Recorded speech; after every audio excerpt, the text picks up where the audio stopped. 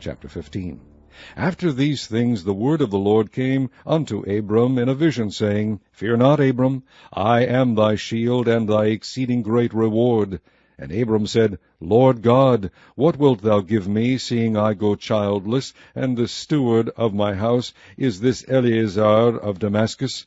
And Abram said, Behold, to me thou hast given no seed, and lo, one born in my house is mine heir.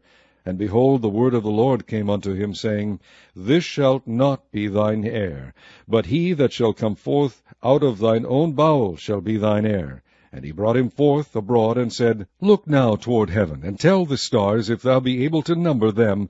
And he said unto him, So shall thy seed be. And he believed in the Lord, and he counted it to him for righteousness. And he said unto him, I am the Lord that brought thee out of Ur of the Chaldees, to give thee this land to inherit it. And he said, Lord God, whereby shall I know that I shall inherit it?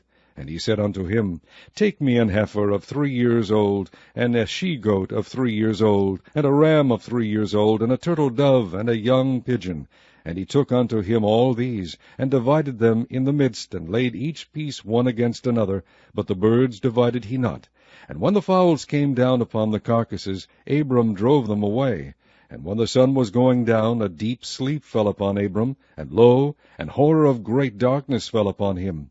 And he said unto Abram, Know of a surety that thy seed shall be a stranger in a land that is not theirs, and shall serve them, and they shall afflict them 400 years.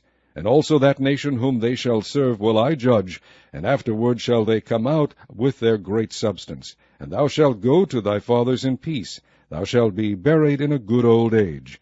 But in the 4th generation they shall come hither again, for the iniquity of the Amorites is not yet full.